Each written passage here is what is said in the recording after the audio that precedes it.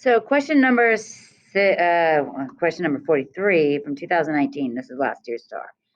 We want to know which one of these functions is equivalent to this quadratic equation given to us. Now this is A.6b, and that's writing equations of quadratic functions in vertex and another point in the graph. So this is in vertex form, okay?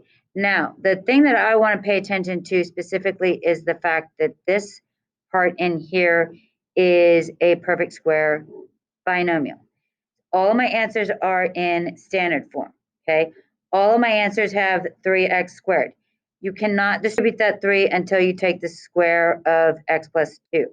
So I can either look at this as 3 times x plus 2 times x plus 2 and FOIL, or I can know that that's a perfect binomial, which means that's going to be x, the first term squared, plus twice x times 2, which gives me 4x, times the second term squared, which was going to give me plus 4, and then I'm going to do plus 7. Okay. Now I'm going to distribute the 3. This becomes 3x squared plus 12x. That eliminates C and D on my answer choices. Plus 3 times 4 is going to give me 12. All right, now I need to deal with that plus 7. 12 plus 7 is going to give me 19. So this is 3x squared plus 12x plus 19, which is our answer choice B. That's all we're doing on those questions. Number 26, same situation. We're going to do the exact same thing. All right, so I'm going to do this part in first. So that's going to give me x squared. Remember, that's going to be negative 4. That's going to be plus 2 times x times 7 gives me 14x. And then plus 49. And then that's going to be minus 6. We're going to distribute. So that gives me negative x squared minus 4 times 14 gives me 56x. 4 times 49 gives me negative 196 minus 6. We're going to add these two, which that's looking like it's either going to be H or F. 196 plus 6 gives me 202, which is my answer choice F. 196 minus 6 would give me 190, which is definitely not H either. So make sure that when you have two negatives like this, you're going to add them and it's going to give you a negative number, like in our quadratic function given here. Next question. I think this is the last one. Okay, what is the quadratic function in vertex form that can be represented by the graph that has the vertex?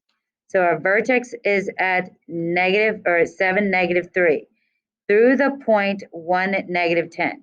Okay, so first off, I'm going to see if there's anything I can eliminate. We're going to have y is equal to a times x minus 3 squared. When we put it in vertex form, notice our formula has a negative value, so it's going to be opposite. Then it's going to be minus 7.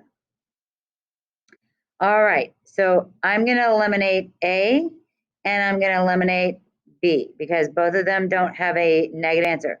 Honestly, just now going there, or a negative h value, going from there, I can now eliminate C, and my answer choice has to be D. We don't even have to look at it going through the point 1, negative 10. If we could, though, let's just do it since this is the last one anyways, and we got a couple more minutes. Let's talk about if we did have multiple answer choices from here. So I'm going to use that point 1, negative 10. I'm going to plug it in for x and y and solve for a.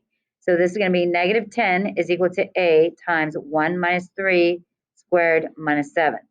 It's going to give me negative 10 is equal to a negative 2 squared minus 7. This becomes negative 10 is equal to a times 4 because negative 2 squared is 4 minus 7.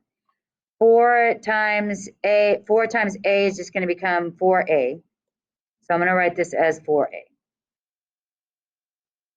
I want to solve for a, so I'm going to add 7 to both sides. That cancels. Negative 7, or negative 10 plus 7 gives me negative 3 is equal to 4a. Divide by 4. That gives me a is equal to negative 3/4, which is what we got there in our formula. Boom. Done. All right, see you in the next video where I'm going to go over the next teak. See you then.